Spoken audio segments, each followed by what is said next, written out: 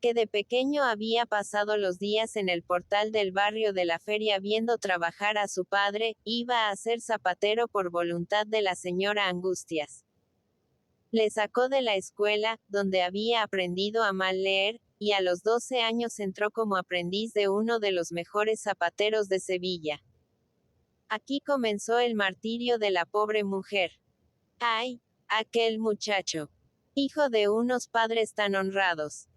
Casi todos los días, en vez de entrar en la tienda del maestro, se iba al matadero con ciertos pillos que tenían su punto de reunión en un banco de la Alameda de Hércules, y para regocijo de pastores y matarifes, osaban echar un capote a los bueyes, siendo volteados y pateados las más de las veces. La señora Angustias, que velaba aguja en mano muchas noches para que el niño fuese decentito al taller, con las ropas limpias, le encontraba en la puerta de su casa, temeroso de entrar y sin valor al mismo tiempo para huir, por la servidumbre del hambre, con los pantalones rotos, la chaqueta sucia y chichones y rasguños en la cara. A los magullamientos del buey traidor uníanse las bofetadas y escobazos de la madre. Pero el héroe del matadero pasaba por todo con tal que no le faltase la pitanza. Pega, pero dame qué comer. Y con el apetito excitado por el ejercicio violento, engullía el pan duro, las judías averiadas, el bacalao putrefacto, todos los víveres de desecho que la hacendosa mujer buscaba en las tiendas para mantener a la familia con poco dinero. Atareada todo el día en fregar pisos de casas ajenas, solo de tarde en tarde podía ocuparse de su hijo, yendo a la tienda del maestro para enterarse de los progresos del aprendiz. Cuando volvía de la zapatería bufaba de coraje, proponiéndose los más estupendos castigos que corrigiesen al pillete. La mayor parte de los días no se presentaba en la tienda. Pasaba la mañana en el matadero, y por las tardes formaba grupo a la entrada de la calle de las Sierpes con otros vagabundos, admirando de cerca a los toreros sin contrata que se juntaban en la campana, vestidos de nuevo, con flamantes sombreros, pero sin más de una peseta en el bolsillo y hablando cada cual de sus propias hazañas. Juanillo los contemplaba como seres de asombrosa superioridad, envidiando su buen porte y la frescura con que piropeaban a las mujeres. La idea de que todos ellos tenían en su casa un traje de seda bordado de oro, y metidos en él marchaban ante la muchedumbre al son de la música, producíale un escalofrío de respeto. El hijo de la señora Angustias era conocido por el zapaterín entre sus desarrapados amigos, y mostrábase satisfecho de tener un apodo, como casi todos los grandes hombres que salen al redondel. Por algo se empieza. Llevaba al cuello un pañuelo rojo que había sustraído a su hermana, y por debajo de la gorra salíale el pelo amontonado sobre las orejas en gruesos mechones, que se alisaba con saliva. Las blusas de drill queríalas hasta la cintura, con numerosos pliegues. Los pantalones, viejos restos del vestuario de su padre acomodados por la señora Angustias, exigía los altos de talle, con las piernas anchas y las caderas bien recogidas, llorando de humillación cuando la madre no quería ceñirse a estas exigencias. Una capa. Poseer una capa de brega, no teniendo que implorar a otros más felices el préstamo del ansiado trapo por unos minutos. En un cuartucho de la casa yacía olvidado un viejo colchón con las tripas flácidas. La lana habíala vendido la señora Angustias en días de apuro. El zapaterín pasó una mañana encerrado en el cuarto, aprovechando la ausencia de su madre, que trabajaba aquel día como asistenta en casa de un canónigo. Con la ingeniosidad del náufrago que, entregado a sus iniciativas, tiene que fabricárselo todo en una isla desierta, cortó un capote de lidia en la tela húmeda y deshilachada. Después hirvió en un puchero un puñado de anilina roja comprada en una droguería, y sumió en este tinte el viejo lienzo. Juanillo admiró su obra.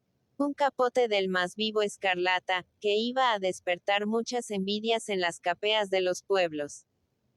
Solo faltaba que se secase, y lo puso al sol entre las ropas blancas de las vecinas.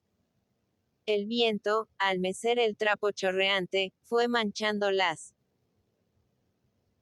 piezas inmediatas, y un concierto de maldiciones y amenazas, de puños crispados y bocas que proferían las más feas palabras contra él y su madre, obligó al zapaterín a recoger su manto de gloria y salir por pies, cubiertas de rojo cara y manos, como si acabase de cometer un homicidio.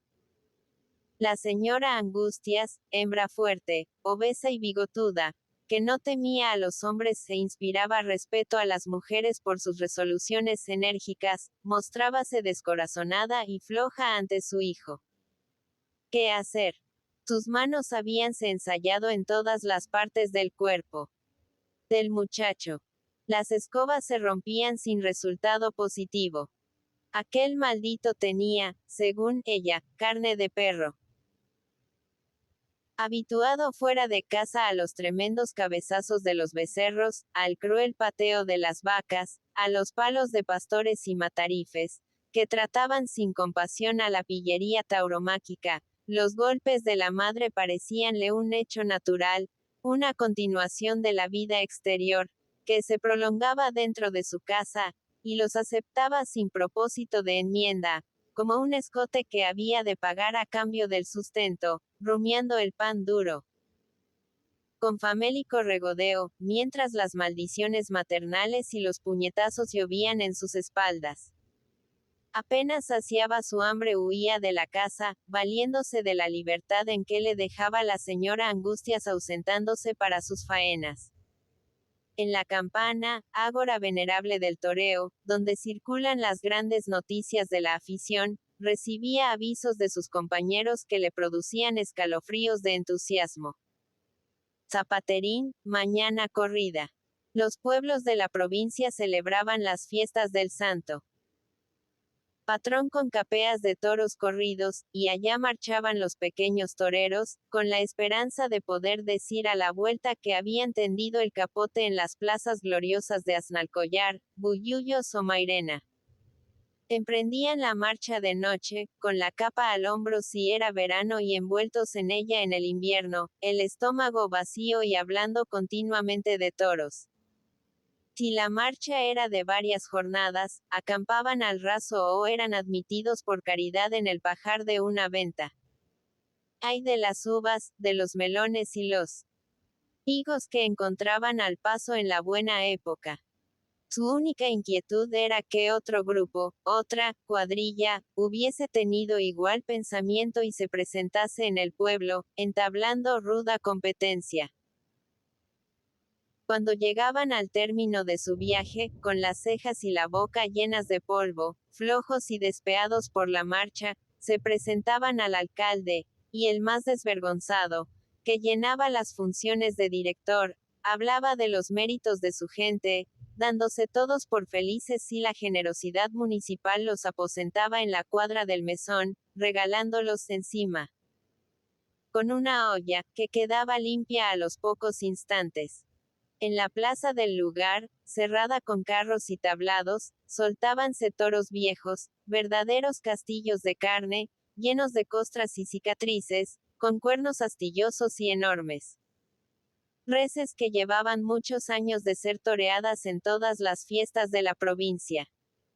Animales venerables que, sabían latín, tanta era su malicia, y habituados a un continuo toreo, estaban en el secreto de las habilidades de la lidia.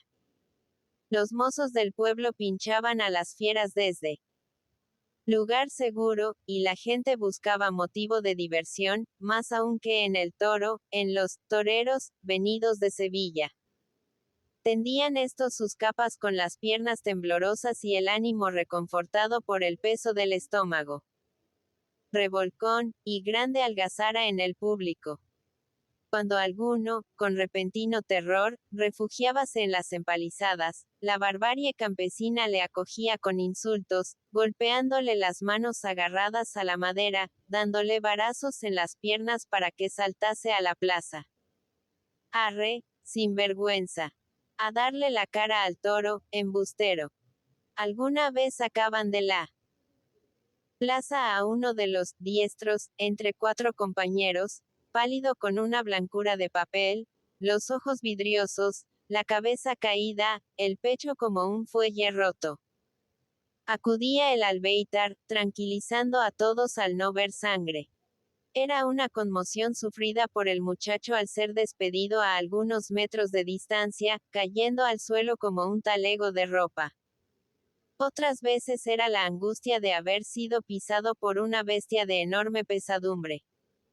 Le echaban un cubo de agua por la cabeza, y luego, al recobrar los sentidos, obsequiábanle con un gran trago de aguardiente de Cazalla de la Sierra.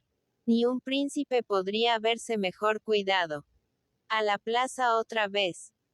Y cuando no le quedaban al pastor toros que soltar y se aproximaba la noche, dos de la cuadrilla cogían el mejor capote de la sociedad, y sosteniéndole por las puntas, iban de tablado en tablado solicitando una gratificación. Llovían sobre la tela roja las monedas de cobre según el gusto que habían dado a los vecinos las proezas de los forasteros, y terminada la corrida emprendían la vuelta a la ciudad, sabiendo que en la posada se había agotado su crédito. Muchas veces reñían en el camino por la distribución de la calderilla guardada en un pañuelo anudado. Luego, en el resto de la semana, recordaban sus hazañas ante los ojos absortos de los compinches que no habían sido de la expedición. Hablaban de sus Verónicas en el Garrobo, de sus Navarras de Lora, o de una terrible cogida en el Pedroso, imitando los aires y actitudes de los verdaderos profesionales que a pocos pasos de ellos consolaban su falta de contratas con toda clase de petulancias y mentiras. Cierta vez, la señora Angustias estuvo más de una semana sin saber de su hijo. Al fin tuvo vagas noticias de que había sido herido en una capea en el pueblo de Tocina. Dios mío, ¿dónde estaría aquel pueblo? ¿Cómo ir a él? Dio por muerto a su hijo, le lloró, quiso, sin embargo, ir allá, y cuando disponía el viaje vio llegar a Juanillo, pálido, débil, pero hablando con alegría varonil de su accidente. No era nada. Un puntazo en una nalga. Una herida de varios centímetros de profundidad. Y con el impudor del triunfo. Quería mostrarla a los vecinos, afirmando que metía en ella un dedo sin llegar al fin. Sentíase orgulloso del hedor de yodoformo que iba esparciendo a su paso, y hablaba de las atenciones con que le habían tratado en aquel pueblo, que era para él lo mejor de España. Los vecinos más ricos, como quien dice la aristocracia, se interesaban por su suerte. El alcalde había ido a verle, pagándole después el viaje de vuelta. Aún guardaba en su bolsillo 3 duros, que entregó a su madre con una generosidad de grande hombre. Y tanta gloria a los 14 años. Su satisfacción fue todavía mayor cuando en la campana, algunos toreros, pero toreros de verdad, fijaron su atención en el muchacho, preguntándole cómo marchaba de su herida. Después de este accidente ya no volvió a la tienda de su maestro. Sabía lo que eran los toros. Su herida había servido para acrecentar su audacia.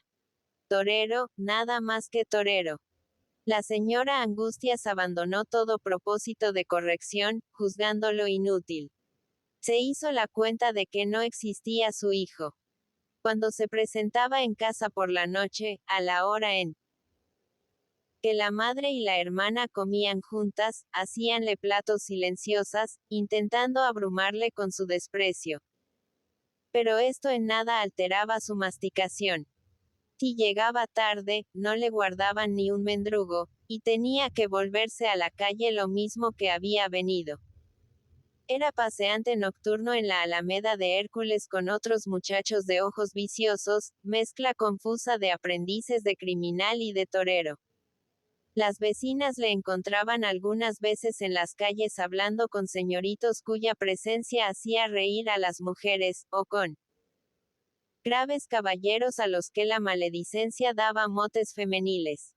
Unas temporadas vendía periódicos, y en las grandes fiestas de Semana Santa ofrecía a las señoras sentadas en la plaza de San Francisco bandejas de caramelos. En época de feria vagaba por las inmediaciones de los hoteles esperando a un inglés, pues para él todos los viajeros eran ingleses, con la esperanza de servirle de guía. My lord, yo torero, decía al ver una figura exótica, como si su calidad profesional fuese una recomendación indiscutible para los extranjeros. Y para certificar su identidad se quitaba la gorra, echando atrás la coleta. Un mechón de acuarta que llevaba tendido en lo alto de la cabeza. Su compañero de miseria era Chiripa, muchacho de su misma edad, pequeño de cuerpo y de ojos maliciosos, sin padre ni madre, que vagaba por Sevilla desde que tenía uso de razón y ejercía sobre Juanillo el dominio de la experiencia. Tenía un carrillo cortado por la cicatriz de una cornada, y esta señal considerábala el zapaterín como algo muy superior a su herida invisible. Cuando, a la puerta de un hotel, alguna viajera ávida de color local, hablaba con los pequeños toreros, admirando sus coletas y el relato de sus heridas, para acabar dándoles dinero, Chiripa decía con tono sentimental: no le dé usted a ese, que tie mare, y yo estoy solito en el mundo. El que tie mare no sabe lo que tiene. Y el zapaterín, con una tristeza de remordimiento, permitía que el otro se apoderase de todo el dinero, murmurando: es verdad. Es verdad. Este enternecimiento no impedía a Juanillo continuar su existencia anormal, apareciendo en casa de la señora Angustias muy de tarde en tarde y emprendiendo viajes lejos de Sevilla. Chiripa era un maestro de la vida errante. Los días de corrida afirmábase en su voluntad el propósito de entrar en la plaza de toros con su camarada, apelando para esto a las estratagemas de escalar los muros, deslizarse entre el gentío o enternecer a los empleados con humildes súplicas. Una fiesta taurina sin que la viesen ellos, que eran de la profesión. Cuando no había capea en los pueblos de la provincia, iban a echar su trapo a los novillos de la dehesa de Tablada. Pero todos estos alicientes de la vida de Sevilla no bastaban a satisfacer su ambición. Chiripa había corrido mundo, y hablaba a su compañero de las grandes cosas vistas por él en lejanas provincias. Era hábil en el arte de viajar gratuitamente, colándose con disimulo en los trenes. El zapaterín escuchaba con embeleso sus descripciones de Madrid, una ciudad de ensueño con su plaza de toros, que era a modo de una catedral del toreo. Un señorito, por reírse de ellos, les dijo a la puerta de un café de la calle de las Sierpes que en Bilbao ganarían mucho dinero, pues allí no abundaban los toreros como en Sevilla, y los dos muchachos emprendieron el viaje, limpio el bolsillo y sin otro equipo que sus capas, unas capas, de verdad, que habían sido de toreros de cartel, míseros desechos adquiridos por unos cuantos reales en una ropavejería. Introducíanse cautelosamente en los trenes y se ocultaban bajo los asientos. Pero el hambre y otras necesidades les obligaban a denunciar su presencia a los viajeros, que acababan por compadecerse de estas andanzas, riendo de sus raras figuras, de sus coletas y capotes, socorriéndolos con los restos de sus meriendas. Cuando algún empleado les daba caza en las estaciones, corrían de vagón en vagón o intentaban escalar los techos para esperar agazapados a que el tren se pusiera en marcha. Muchas veces les sorprendieron, y agarrándolos de las orejas, con acompañamiento de bofetadas y puntapiés, quedaban en el andén de una estación solitaria, mientras el tren se alejaba como una esperanza perdida. Aguardaban el paso de otro, vivaqueando al aire libre, y si se veían vigilados de cerca, emprendían la marcha hacia la inmediata estación por los desiertos campos, con la certeza de ser más afortunados. Así llegaron a Madrid, después de varios días de accidentado viaje y largas paradas con acompañamiento de golpes. En la calle de Sevilla y en la Puerta del Sol admiraron los grupos de toreros sin contrata. Entes superiores, a los que osaron pedir, sin éxito, una limosna para continuar el viaje. Un mozo de la Plaza de Toros, que era de Sevilla, se apiadó de ellos y les dejó dormir en las cuadras, proporcionándoles además el deleite de presenciar una corrida de novillos en el famoso circo, que les pareció menos importante que el de su tierra. Asustados de su audacia y viendo cada vez más lejano el término de la excursión, emprendieron el regreso a Sevilla lo mismo que habían venido. Pero desde entonces tomaron gusto a los viajes a escondidas en el ferrocarril. Dirigíanse a pueblos de poca importancia en las diversas provincias andaluzas cuando oían vagas noticias de fiestas con sus correspondientes capeas. Así llegaban hasta La Mancha o Extremadura. Y si los azares de la mala suerte les imponían el marchar a pie, buscaban refugio en las viviendas de los campesinos, gente crédula y risueña, que se extrañaba de sus pocos años, de su atrevimiento y su charla embustera, tomándolos por verdaderos lidiadores. Esta existencia errante les hacía emplear astucias de hombre primitivo para satisfacer sus necesidades. En las inmediaciones de las casas de campo arrastrábanse sobre el vientre, robando las hortalizas sin ser vistos. Aguardaban horas enteras a que una gallina solitaria se aproximase a ellos, y retorciéndola el cuello continuaban la marcha, para encender una hoguera de leña seca en mitad de la jornada y engullirse el pobre animal chamuscado y medio crudo con una voracidad de pequeños salvajes.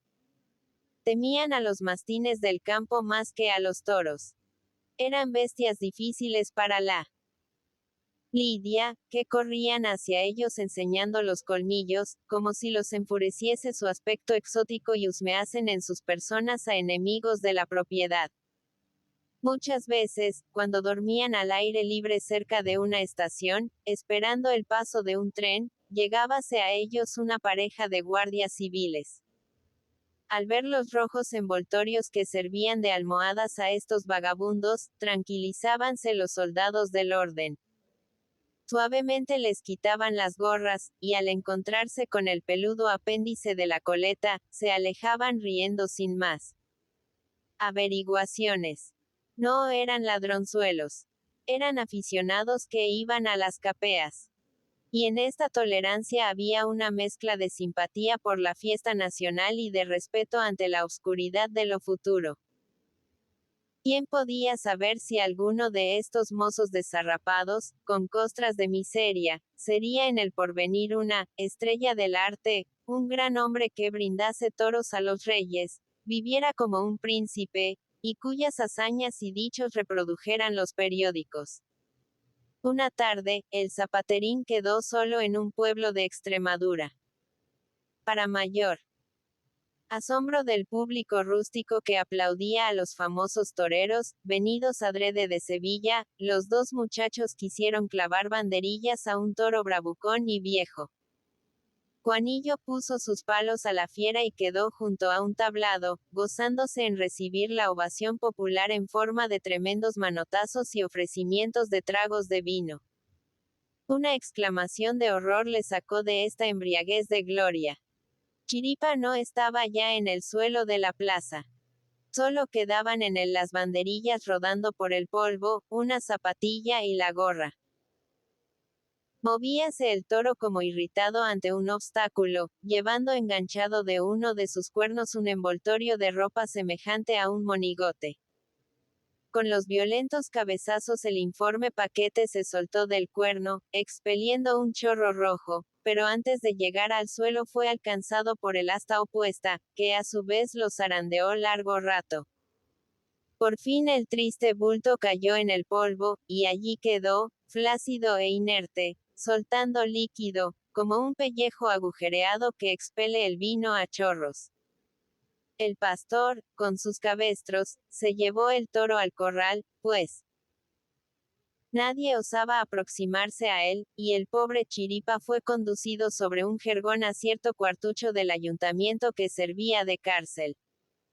Su compañero le vio con la cara blanca como si fuese de yeso, los ojos mates y el cuerpo rojo de sangre, sin que pudieran contener hasta los paños de agua con vinagre que le aplicaban, a falta de algo mejor. Adiós, Zapaterín. Suspiró. Adiós, Juanillo.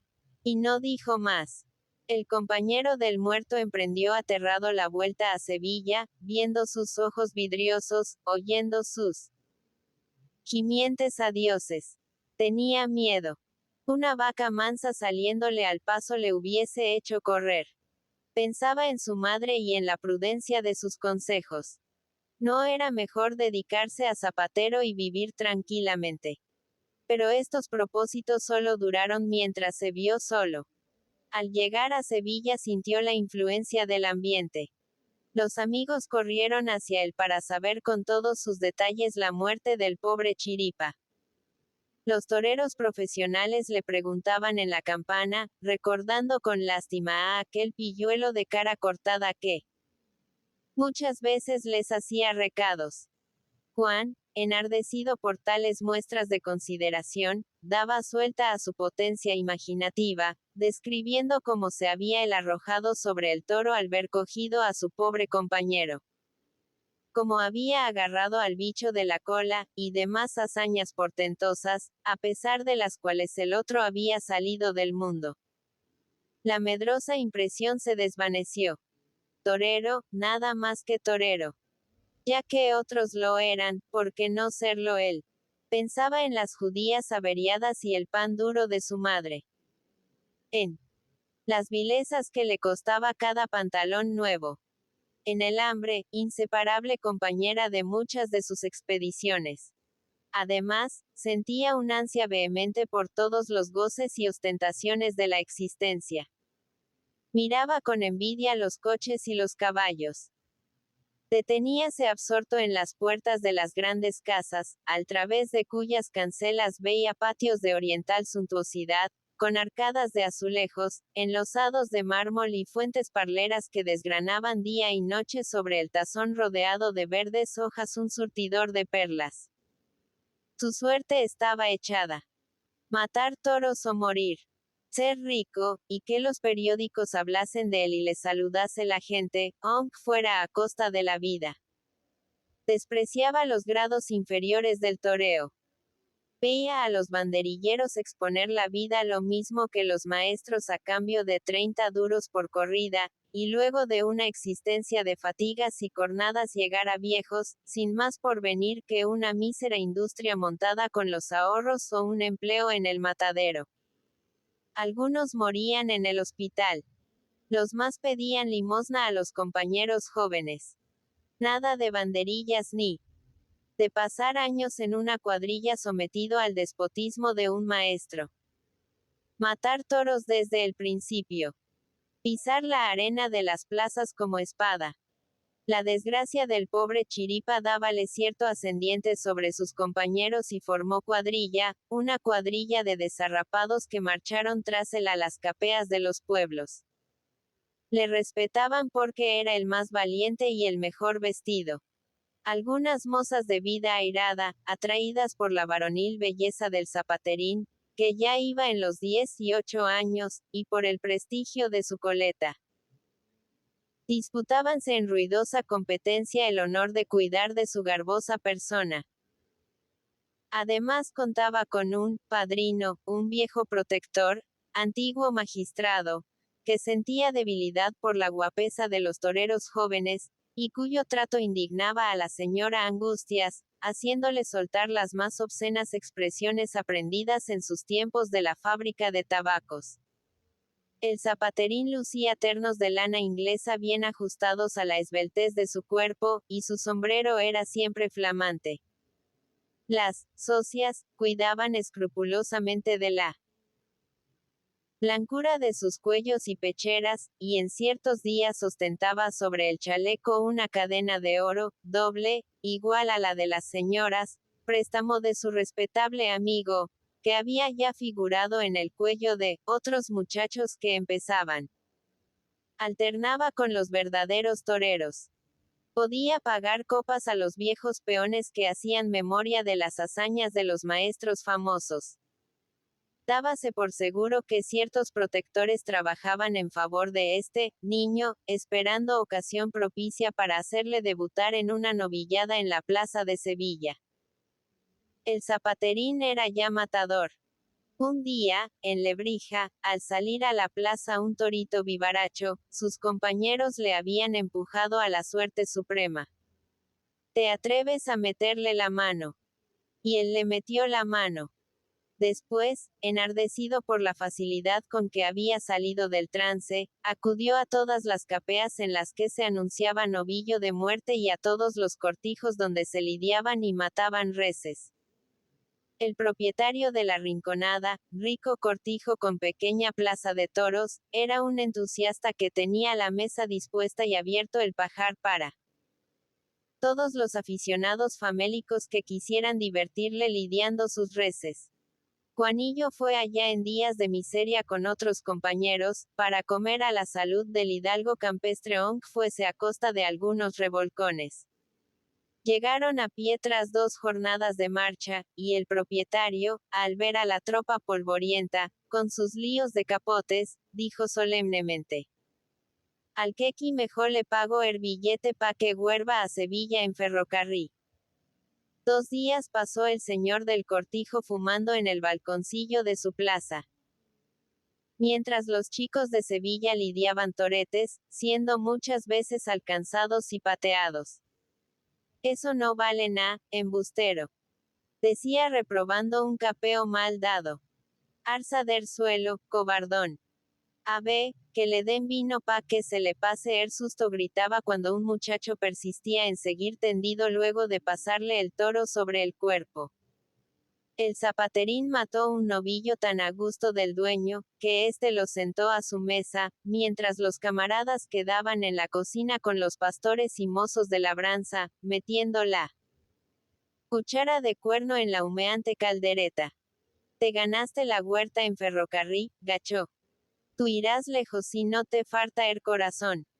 10 facultades. El zapaterín, al emprender su regreso a Sevilla en segunda clase, mientras la cuadrilla marchaba a pie, pensó que comenzaba para él una nueva vida, y tuvo una mirada de avidez para el enorme cortijo, con sus extensos olivares, sus campos de granos, sus molinos, sus prados que se perdían de vista, en los que pastaban miles de cabras y rumiaban, inmóviles, con las piernas encogidas, toros y vacas. ¡Qué riqueza! Si él llegase un día a poseer algo semejante. La fama de sus proezas en las novilladas de los pueblos llegó a Sevilla, haciendo fijarse en su persona a los aficionados inquietos e insaciables, que siempre esperan un nuevo astro que eclipse a los existentes. Parece que es un niño que promete. Decían al verle pasar por la calle de las Sierpes con paso menudo, moviendo arrogante los brazos. Habrá que verlo en el terreno de la verdad. Este terreno era para ellos y para el zapaterín el redondel de la plaza de Sevilla. Pronto estaba el muchacho a verse cara a cara con la verdad. Su protector había adquirido para él un traje de luces, algo usado, desecho de un matador sin nombre.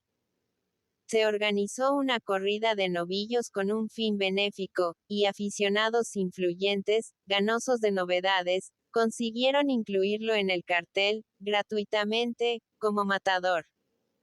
El hijo de la señora Angustia se opuso a que figurase en los anuncios su apodo de zapaterín, que deseaba hacer olvidar. Nada de motes, y menos de oficios bajos. Deseaba ser conocido con los nombres de su padre. Quería ser Juan Gallardo y que ningún apodo recordase su origen a las grandes personas que indudablemente serían sus amigos en el porvenir. Todo el barrio de la feria acudió en masa a la corrida con un fervor bullicioso y patriótico. Los de la Macarena también llevaban su parte de interés, y los demás barrios populares se dejaron arrastrar por el mismo entusiasmo. Un nuevo matador de Sevilla. No hubo entradas para todos, y fuera de la plaza quedaron miles de personas esperando. Ansiosas las noticias de la corrida. Gallardo toreó, mató, fue volteado por un toro, sin sufrir heridas, y tuvo al público en continua angustia con sus audacias, que las más de las veces resultaron afortunadas, provocando colosales berridos de entusiasmo. Ciertos aficionados respetables en sus decisiones sonreían complacidos. Aún le faltaba mucho que aprender, pero tenía corazón y buen deseo, que es lo importante. Sobre todo, entra a matar de veras y no se sale del terreno de la verdad. Las buenas mozas amigas del diestro agitábanse borrachas de entusiasmo, con histéricas contorsiones, los ojos lacrimosos, la boca chorreante, agotando en plena tarde el léxico de palabras amorosas que solo usaban por la noche. Una arrojaba su mantón al redondel. Otra, por ser más, añadía la blusa y el corsé. Otra llegaba a despojarse de la falda, y los espectadores agarrábanlas riendo para que no se arrojasen a la arena o no quedaran en camisa.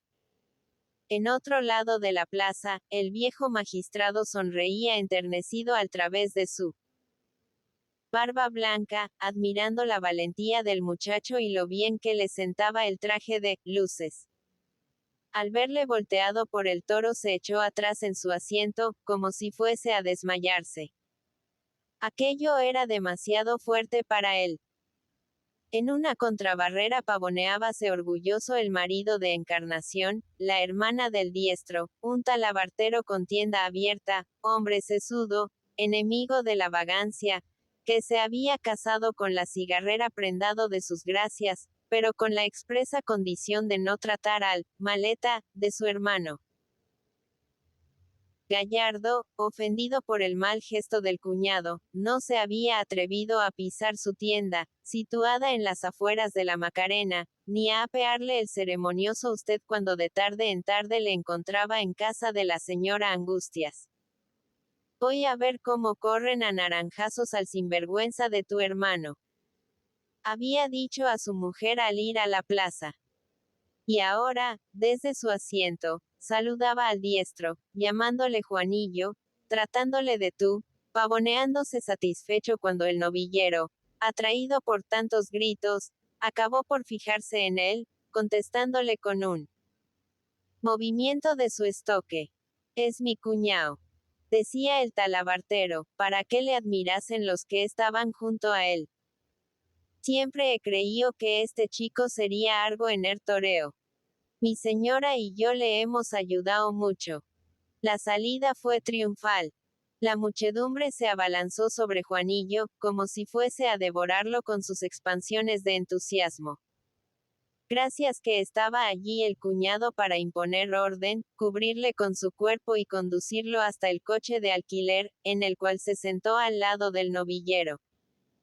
Cuando llegaron a la casucha del barrio de la feria iba tras el carruaje un inmenso grupo, a modo de manifestación popular, dando vítores que hacían salir las gentes a las puertas. La noticia del triunfo había llegado allí antes que el diestro, y los vecinos corrían para verle de cerca y estrechar su mano. La señora Angustias y su hija estaban en la puerta de la casa.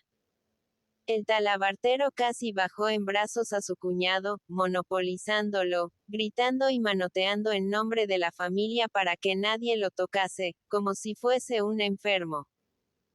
Aquí lo tienes, Encarnación, dijo empujándolo hacia su mujer. Ni el propio Roger de Flor Y Encarnación no necesitó preguntar más, pues sabía que su marido, en virtud de lejanas y confusas lecturas, consideraba a este personaje histórico como el conjunto de todas las grandezas, y solo osaba unir su nombre a sucesos portentosos. Ciertos vecinos entusiastas que venían de la corrida piropeaban a la señora Angustias, admirando devotamente su abultado abdomen. Bendita sea la mare que aparió un mozo tan valiente. Las amigas la aturdían con sus exclamaciones. ¡Qué suerte! Y poquito dinero que iba a ganar su hijo.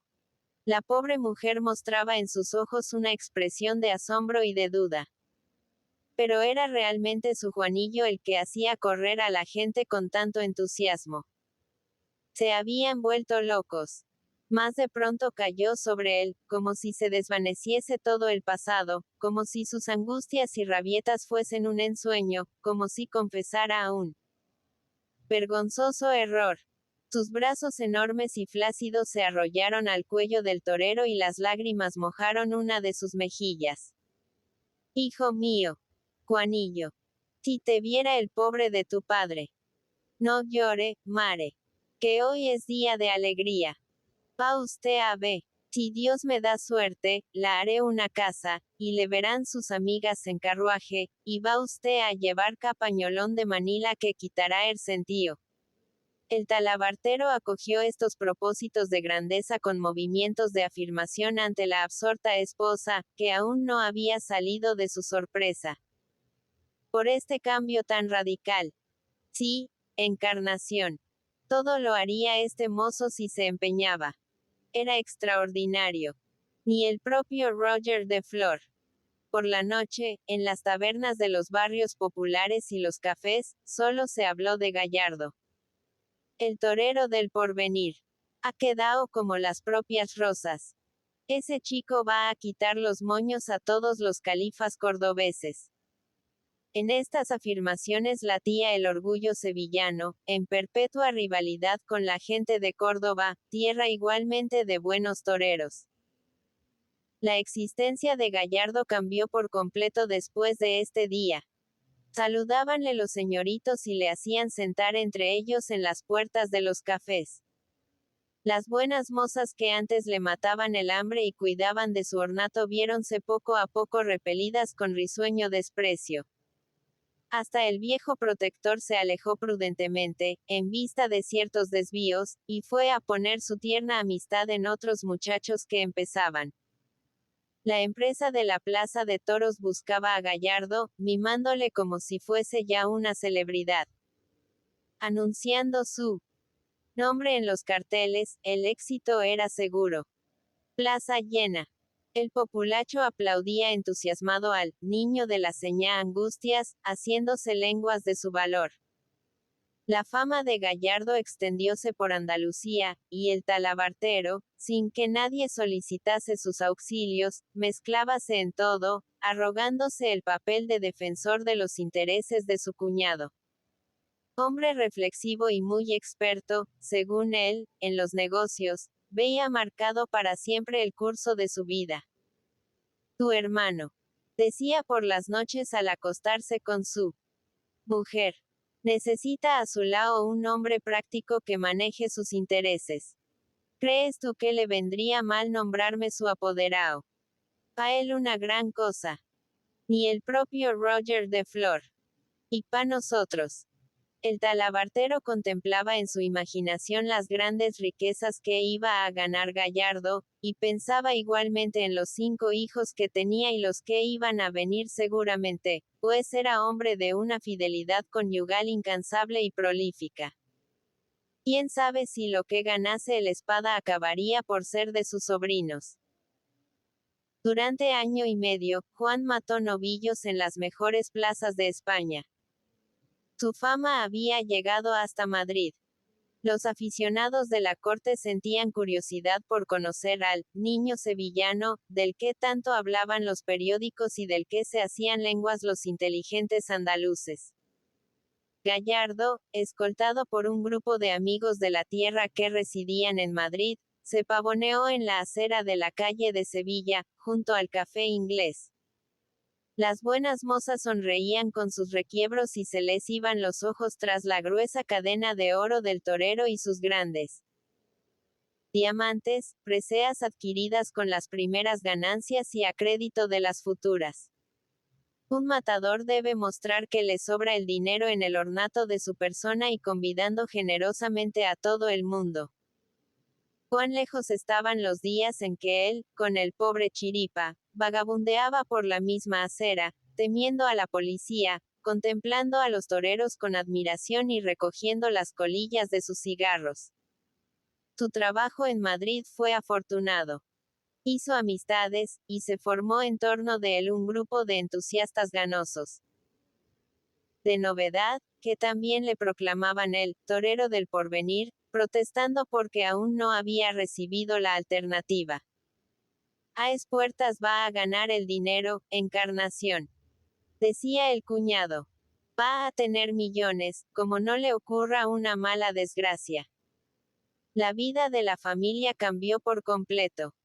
Gallardo, que se trataba con los señoritos de Sevilla, no quiso que su madre siguiese habitando la casucha de sus tiempos de miseria. Por él se hubiesen trasladado a la mejor calle de la ciudad.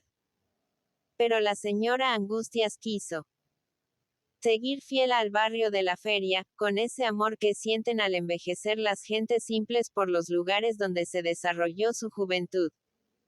Vivían en una casa mucho mejor. La madre no trabajaba y las vecinas hacían la corte, viendo en ella una prestamista generosa para sus días de apuro. Juan, a más de las joyas pesadas y estrepitosas con que adornaba su persona, poseía el supremo lujo de todo torero.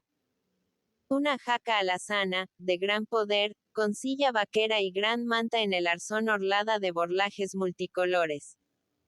Montado en ella trotaba por las calles, sin más objeto que recibir los homenajes de los amigos, que saludaban su garbo con olés ruidosos. Esto satisfacía por el momento sus deseos de popularidad. Otras veces iba con los señoritos, formando vistoso pelotón de jinetes, a la dehesa de Tablada, en vísperas de gran corrida, para ver el ganado que otros habían de matar. Cuando yo tome la alternativa, decía a cada paso, haciendo depender de ella todos sus planes sobre el porvenir. Para entonces dejaba una serie de proyectos con que había de sorprender a su madre, pobre mujer asustada del bienestar que se colaba de rondón en su casa, y que ella creía de imposible aumento. Llegó el día de la alternativa. El reconocimiento de Gallardo como matador de toros. Un maestro célebre le cedió la espada y la muleta en pleno redondel de la plaza de Sevilla, y la muchedumbre enloqueció de entusiasmo viendo cómo echaba abajo de una sola estocada al primer toro, formal, que se le ponía delante. Al mes siguiente, este doctorado tauromáquico era refrendado en la plaza de Madrid, donde otro maestro no menos célebre volvió a darle la alternativa en una corrida de toros de Miura. Ya no era novillero. Era matador, y su nombre figuraba al lado de viejos espadas a los que había admirado como dioses inabordables cuando iba por los pueblecillos tomando parte en las capeas. A uno de ellos recordaba haberlo esperado en una estación, cerca de Córdoba, para pedirle un socorro cuando pasaba en el tren con su cuadrilla. Aquella tarde pudo comer gracias a la fraternidad generosa que existe entre la gente de Coleta, y que impulsa a un espada de lujo principesco a alargar un duro y un cigarro al pilluelo astroso que da sus primeros capeos. Comenzaron a llover contratas sobre el nuevo espada. En todas las plazas de la península deseaban verle, con el incentivo de la curiosidad. Los periódicos profesionales popularizaban su retrato y su vida, desfigurando esta con episodios novelescos. Ningún matador tenía tantas corridas como él. Iba a ganar mucho dinero. Antonio, su cuñado, acogía este éxito con torvo ceño y sordas protestas delante de su mujer y su suegra. Un desagradecido el espada. La historia de todos los que suben a prisa. tanto que él había trabajado por Juan, con el tesón que había discutido con los empresarios cuando le ajustaba las corridas de novillos. Y ahora que era maestro tenía por apodorado a un señor al que había conocido poco antes. Un tal don José, que no era de la familia, y al que Gallardo mostraba gran estima por sus prestigios de antiguo aficionado. Ya le pesará. Terminaba diciendo. Familia no hay más que una. ¿Dónde va a encontrar la querencia de los que le hemos visto desde pequeño? Él se lo pierde. Conmigo iría como el propio. Y se interrumpía, tragándose el nombre famoso por miedo a las burlas de los banderilleros y aficionados que frecuentaban la casa y habían acabado por fijarse en esta adoración histórica del talabartero. Gallardo, en su bondad de triunfador, dio una satisfacción a su cuñado, encargándole de vigilar los trabajos de la casa que estaba fabricando. Carta blanca en los gastos. El Espada, aturdido por la facilidad con que el dinero venía a sus manos, deseaba que el cuñado le robéis, compensándolo así de no haberle admitido como apoderado. El torero iba a realizar sus deseos, construyendo una casa para su madre. Ella, la pobre, que había pasado su vida fregando los suelos de los ricos, que tuviera un hermoso patio con baldosas de mármol y zócalos de azulejos, sus habitaciones con muebles como los de los señores, y criadas, muchas criadas, para que la sirviesen. También él sentíase unido por un afecto tradicional al barrio donde se había deslizado su mísera niñez. Gustaba de deslumbrar a las mismas gentes que habían tenido a su madre por servidora, y dar un puñado de pesetas en momentos de apuro a los que llevaban zapatos a su padre o le entregaban a él un mendrugo en los días penosos. Compró varias casas viejas, una de ellas la misma en cuyo portal trabajaba el remendón, las echó abajo, y comenzó a levantar un edificio que había de ser de blancas paredes, con rejas pintadas de verde, vestíbulo chapado de azulejos y cancela de hierro de menuda labor, al través de la cual se vería el patio con su fuente en medio y sus columnas de mármol, entre las cuales penderían jaulas doradas con parleros pájaros. La satisfacción de su cuñado Antonio al verse en plena libertad para la dirección y aprovechamiento de las obras se aminoró un tanto con una noticia terrible. Gallardo tenía novia. Andaba ahora, en pleno verano, corriendo por España, de una plaza a otra, dando estocadas y recibiendo aplausos. Pero casi todos los días enviaba una carta a cierta muchacha del barrio, y en los cortos ratos de vagar entre una corrida y otra, abandonaba a sus compañeros y tomaba el tren para pasar una noche en Sevilla, pelando la pava, con ella. ¿Han visto ustedes? Gritaba escandalizado el talabartero en lo que él llamaba el seno del hogar, o sea ante su mujer y su suegra. Una novia, sin decir palabra a la familia, que es lo único verdadero que existe en el mundo. El señor quiere casarse. Sin duda está cansado de nosotros. ¡Qué sinvergüenza! Encarnación aprobaba estas afirmaciones con rudos gestos de su rostro hermosote y bravío, contenta de poder expresarse contra aquel hermano que le inspiraba cierta envidia por su buena fortuna. Sí, siempre había sido un sinvergüenza. Pero la madre protestaba. Eso no, que yo conozco a la niña, y su mare fue compañera mía en la fábrica. Limpia como los chorros de oro, modosita, buena, bien parecía. Ya le he dicho a Juan que por mí que sea. Y cuanto antes mejor. Era huérfana y vivía con unos tíos que poseían una tiendecita de comestibles en el barrio. Su padre, antiguo traficante en aguardientes, le había dejado 2 casas en las afueras de la Macarena. Poca cosa, decía la señora Angustias. Pero la niña no viene desnuda. Trae lo suyo. Y de ropa. Cosú. Hay que ver sus manitas de oro. Cómo borda los trapos, cómo se prepara el dote. Gallardo recordaba vagamente haber jugado con ella de niño, junto al portal en que trabajaba el remendón, mientras hablaban las dos madres. Era una lagartija seca y obscura, con ojos de gitana. Las pupilas negras y unidas, como gotas de tinta.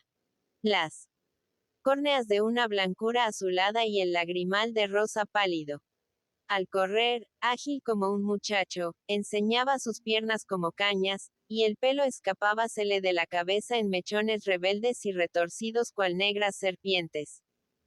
Luego la había perdido de vista, no encontrándola hasta muchos años después, cuando ya era novillero y comenzaba a tener un nombre. Fue un día de Corpus, una de las pocas fiestas en que las hembras, recluidas en su casa por una pereza oriental, salen a la calle como moras en libertad, con mantilla de blonda y claveles en el pecho. Gallardo vio una joven alta, esbelta y maciza al mismo tiempo, la cintura recogida entre curvas amplias y firmes, con todo el vigor de la carne primaveral. Su cara, de una palidez de arroz, se coloreó al ver al torero. Sus ojazos luminosos ocultáronse entre largas pestañas. Esta gachí me conoce, se dijo Gallardo con petulancia. De seguro que me ha visto en la plaza.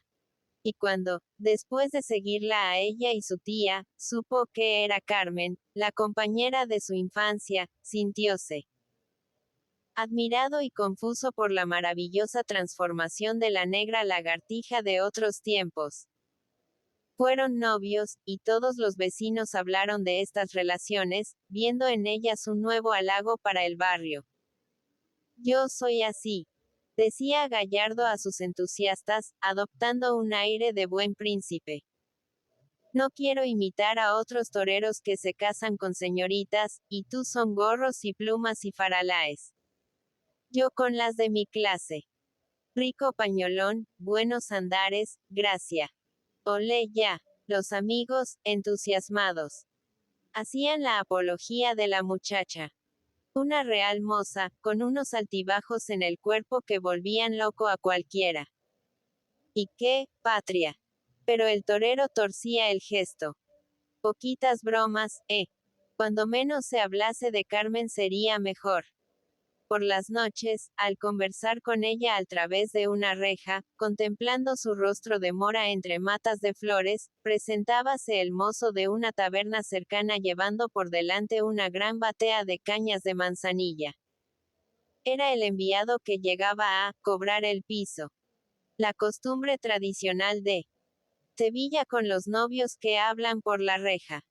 El torero bebía una caña, ofrecía otra a la novia, y decía al muchacho: di a esos señores que muchas gracias y que pasaré por la tienda en cuanto acabe. Dile también al montañés que no cobre, que Juan Gallardo lo paga tú. Y así que acababa su charla con la novia, metíase en la tienda de bebidas, donde le esperaban los obsequiantes, unas veces amigos entusiastas, otras desconocidos que deseaban beberse unas cañas con el torero. Al regreso de su primera correría como matador de cartel pasó las noches del invierno junto a la reja de Carmen, envuelto en su capa de corta esclavina y graciosa ampulosidad, de un paño verdoso, con pámpanos y arabescos bordados en seda negra.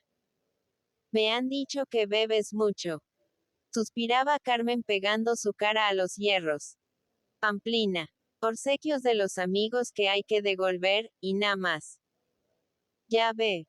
Un torero es. Un torero, y no va a vivir como un fraile de la Merced. Me han dicho que vas con mujeres malas. Mentira. Eso era en otros tiempos, cuando no te conocía. Hombre. Maldita sea. Quisiera yo conocer al hijo de cabra que te lleva esos soplos. ¿Y cuándo nos casamos? Continuaba ella, cortando con esta pregunta la indignación del novio. En cuanto se acabe la casa, y ojalá sea mañana. El mamarracho de mi cuñao no acaba nunca. Se conoce que le va bien, y se duerme en la suerte. Yo pondré orden, Juanillo. Cuando nos casemos. Ya verás que bien marcha tú. Verás cómo me quiere tu mare. Y así continuaban sus diálogos, esperando el momento de aquella boda, de la que se hablaba en toda Sevilla. Los tíos de Carmen y la señora Angustias trataban del asunto siempre que se veían. Pero a pesar de esto, el torero apenas entraba en casa de la novia, como si le cerrase el camino una terrible prohibición. Preferían los dos verse por la reja, siguiendo la costumbre. Transcurrió el invierno. Gallardo montaba a caballo iba de casa a los cotos de algunos señores que le tuteaban con aire protector. Había que conservar la agilidad del cuerpo con un continuo ejercicio, para cuando llegase la temporada de corridas. Sentía miedo de perder sus facultades de fuerza y ligereza. El propagandista más incansable de su gloria era don José, un señor que hacía oficios de apoderado y le llamaba siempre, su matador.